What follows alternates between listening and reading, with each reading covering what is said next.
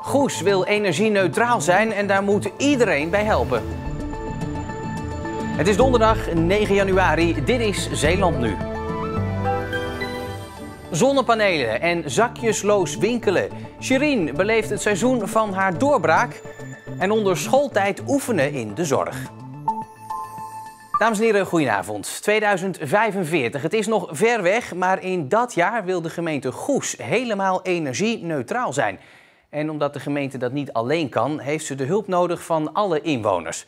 Dat doen ze vanaf dit jaar met een nieuwe campagne. Alle beetjes helpen. We willen dat bereiken onder andere door acties op social media. En laten zien op welke manier je zelf kunt bijdragen aan een beter klimaat, aan duurzaamheid in Goes. En dat doen we door dat label Alle beetjes helpen op die activiteiten te plakken. Volgens de wethouder staan er in de campagne 3 thema's centraal, waar de gemeente extra aandacht aan wil schenken. Het eerste thema is bewustwording. Dat betekent dat wij graag willen dat alle inwoners inzien wat onze opdracht is samen en hoe zij daar zelf een bijdrage aan kunnen leveren. Hanna Meerhoff woont met haar gezin in Wolvaartsdijk en is al jaren bewust bezig met dit thema. We denken na over wat we kopen, hoe we het kopen en waarom we het kopen. Hoe je dat terugziet, dat is bijvoorbeeld in onze boodschappen. We proberen eigenlijk zoveel mogelijk of zo min mogelijk verpakkingen aan te schaffen. Dus met de broodzak naar de bakker, naar de markt voor groente en fruit. En dan de seizoensgroente en fruit, wat niet in verpakkingen aankomt.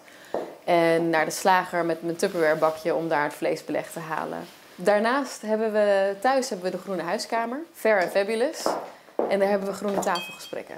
En met die groene tafelgesprekken proberen we het gesprek aan te gaan met elkaar van... Goh, wat kun je nu doen om je omgeving een stukje mooier te maken? Voor Hanna is het niet meer dan logisch dat ze zo milieubewust mogelijk probeert te leven. Wat mij een hele grote drijfveer is, zijn mijn 2 dochters van 5 en 7. En het echt ongelooflijk harde besef dat wij deze wereld van hun mogen lenen. En van de generaties die komen gaan. En dat ik hem zo goed mogelijk achter wil laten. Het tweede thema is samenwerking, omdat wij erin geloven dat we als gemeente niet alleen deze belangrijke doelstellingen kunnen halen, maar dat we dat met elkaar moeten doen, met de inwoners en de ondernemers in Goes. Het derde belangrijke thema is dat we als gemeente Goes het goede voorbeeld geven. Dat we laten zien op welke manier wij als gemeente bezig zijn met klimaat en duurzaamheid en daarmee anderen inspireren. Maar dat is niet het enige dat ze doen. We zijn begonnen met te tanken op HVO, dat is synthetische diesel. Dat is diesel die gewonnen is uit bijvoorbeeld frituurvet. En daardoor hoeven we de ouderwetse diesel niet meer te gebruiken. Dit jaar hebben we zo ongeveer 50.000 liter HVO al getankt. En dat scheelt een heel stuk in uitstoot, CO2, maar ook fijnstof. Wat doen jullie nog meer? We gebruiken al jaren elektrische apparatuur, zoals bladblazers en heggenscharen. Vroeger was dat op benzine en nu hebben we daar ook geen uitstoot meer mee. Een prima initiatief, maar helpen alle beetjes ook daadwerkelijk? Alle beetjes helpen zeker. Iedereen weet van het klimaatakkoord in Parijs. Maar uiteindelijk moeten dat soort akkoorden in Goes, in de straten en in de dorpen waargemaakt worden. En dan betekent dat alle kleine beetjes helpen, dat iedereen iets kan doen.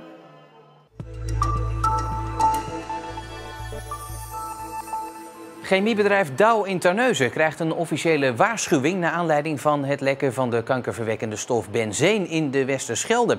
Dat gebeurde eind november vorig jaar. Het chemiebedrijf meldde het ongewone voorval pas na 44 minuten, terwijl dat volgens de regels binnen een half uur moet gebeuren. Daarvoor zijn ze nu dus op de vingers getikt. Bij een ongeluk op de N62 richting Borselen is vanochtend een vrachtwagen in de sloot beland. De vrachtwagenchauffeur raakte daarbij gewond en is met een ambulance naar het ziekenhuis gebracht. Hoe het ongeluk kon gebeuren is niet bekend. Tijdelijk werd 1 rijstrook afgesloten en ook de oostbuis van de Westerschelde-tunnel is ongeveer 10 minuten dicht geweest. In grote delen van Zeeland worden deze week nieuwe kledingcontainers geplaatst. Inzamelingsbedrijf Curitas heeft het werk van de vorige inzamelaar overgenomen. De bakken komen uit het Duitse Bremen en de chauffeur van het bedrijf rijdt deze dagen kriskras door de provincie. Hij blijft ongeveer 2,5 week in Zeeland om alle containers op hun plek te krijgen. Dat zijn 224 Container. die verteilt werden müssen. Haben Sie gemerkt, dass die Leute froh sind, dass die Container wieder zurück sind? Ja, habe ich gemerkt gehabt, heute Morgen schon. Da haben die ersten schon gefragt gehabt. Ich konnte zwar nicht gut verstehen, weil Belgisch, aber es klappte aber. De man die gewond raakte toen zijn wapen ontplofte in Rilland maakt het goed. Dat zegt de schietclub waar het gisteren gebeurde. Het is nog onduidelijk waardoor het wapen ontplofte. Het was in ieder geval nog niet mee geschoten, zegt de voorzitter van de schietclub. Een stukje van het wapen kwam in de halsslagader van de man terecht.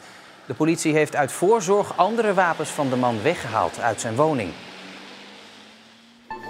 En hondenbaasjes opgelet. Het zou zomaar kunnen dat de Brexit ook gevolgen heeft voor het meenemen van je hond naar Engeland. Dierenartsen verwachten namelijk dat de Engelsen een extra bloedtest eisen ter controle voor hondsdolheid.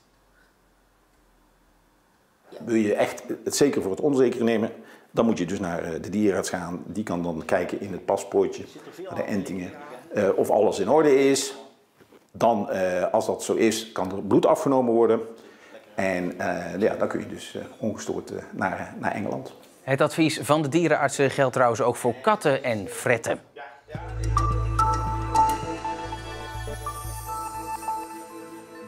Ze is nog maar 17 jaar en gooit nu al hoge ogen bij de profs, veldrijdster Shirin van Anrooy uit Capelle. Het is voor haar het seizoen van de doorbraak, zo lijkt het. Afgelopen maandag tekende ze het contract bij de Belgische ploeg Telenet Baloise Lions van oud-wereldkampioen Sven Nys. Ik heb me gewoon gehouden aan de wedstrijdplanning die ik van tevoren had opgesteld. Maar ja, de uitslagen die zijn wel beter dan dat ik van tevoren had verwacht. Van Anrooy won in Luxemburg al 2 crossen en eindigde in België al meerdere malen in de top 10. Ondertussen heeft ze dus al de aandacht van de toppers getrokken. Het is nu wel meer dat ze rekening mee houden als ik ook aan de start sta. En dat het niet gewoon is dat ik sowieso wel achterin zit. Dus ja, dat maakt het ook wel heel erg leuk voor mezelf. In het eerste volle seizoen bij de profs is Van Anrooy niet harder gaan trainen. Integendeel zelfs. Ze traint onder leiding van Mark Hermans juist minder. En ik denk ook dat dat een verschil is, omdat ik dan... Nu heb ik op woensdag 1 crosstraining en de rest eigenlijk alleen maar herstelritjes. En ik denk dat dat ook wel het verschil maakt. En afgelopen zomer heb ik voor het eerst een fietszomer gedraaid in plaats van een triathlonzomer. Ik denk dat dat vooral het verschil maakt voor deze winter. Het is deze winter niet alleen maar roze geur en maneschijn voor de renster uit Capelle. 2 weken geleden in het Belgische Diegem ging het even mis toen er geen nieuwe fiets klaar stond na een lekke band. Ze brak vervolgens in tranen uit. Ja, Diegem.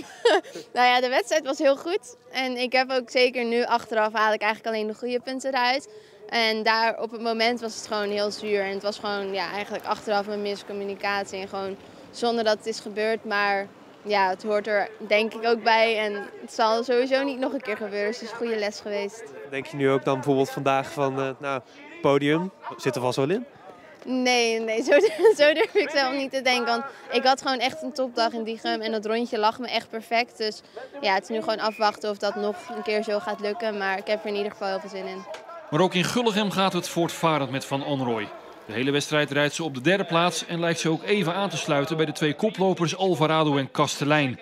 Uiteindelijk wordt ze 3e.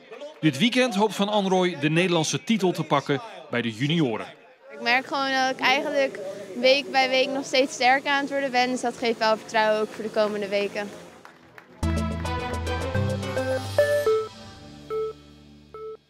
Ze zijn nog piepjong, maar werken toch al een paar uurtjes in de zorg. Het Calvijn College laat leerlingen van de opleiding Zorg en Welzijn op die manier al jong kennis maken met het vak. In de hoop dat ze later voor een baan kiezen in de zorg. Zo, hier heb ik een lijstje. Ja? Er staat eventuele werkjes. Ik geloof dat we het beste kunnen kiezen terwijl we binnen in de kamer zijn. Ja, is goed. Deze 2 tieners steken wekelijks de handen uit de mouwen bij de heer Ruijsen in Krabbedijken. Zo kunnen zij alvast kennis maken met het werken in de thuiszorg. Ik had het minder leuk verwacht, maar als je hier komt dan is het wel heel erg leuk. Anders zou je weer les en dit is dan toch wel leuker als les, vind ik. Wat vindt u van ze? Doen ze het een beetje goed? Ja, prima. Prima. Ik had er niet anders dan lof over. Netjes hoor, netjes. Daar moet je niet overheen. Toen ze kwamen te vragen of dat die meisjes konden kopen, ja, toen dacht ik, eigenlijk is het niet direct nodig, hè. Want ik heb toch hulp genoeg Maar ja, voor de gezelligheid, hè. Dat speelt een grote rol, hoor. Het is gezellig als ze over de vloer komen. Ja, inderdaad, ja. Ja, superleuk. Ja, vooral zo het contact met mensen hebben. Vind ik het leukste. Vooral ook spelletjes doen. Ja. Hoeveel mogen we drukken weer pakken? 14. Oh ja. Het is sowieso belangrijk dat jongeren in ieder geval de doelgroep ouderen leren kennen. Nou, wat kunnen ouderen allemaal nog? Hoe leuk zijn ze? Wat kunnen we ermee? En vooral is het ook iets voor ons om daar straks in de toekomst mee aan de slag te gaan. Dat ze gaan kiezen voor de ouderenzorg. Ja, inderdaad. Ja, dat zou natuurlijk heel mooi zijn. Ja. Want ja, dat is ook echt nodig dat er meer mensen in de zorg komen en daar warm voor worden. Ja. Daar ben jij, hè?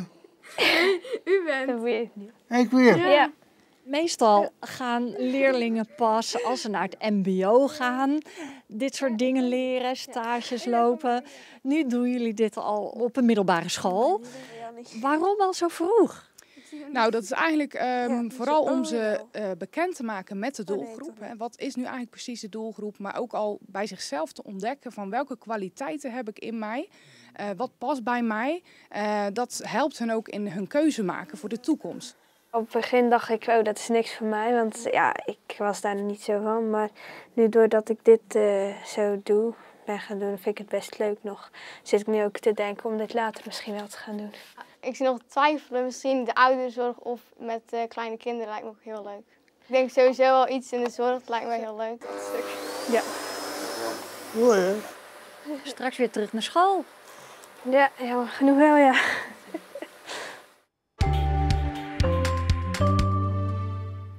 Het was weliswaar eigenlijk wat herfstachtig weer met flink wat wind vandaag. Maar het werd toch nog 11 of 13 graden en veel regen viel er nog niet. Vannacht dan wordt er meer regen verwacht en ook morgenochtend vallen er nog enkele buien. Morgenmiddag dan komen er weer opklaringen en dan wordt het weer de meeste tijd droog. In Binnenste Buiten zometeen culinair journalist en schrijver Nadia Zeroujali, die met zeewier-expert Guido Kruiger op zoek gaat naar zeewier in de Oosterschelde. Nou, gaan we liggen. En dan zal ik je eens laten zien wat er allemaal te zien is.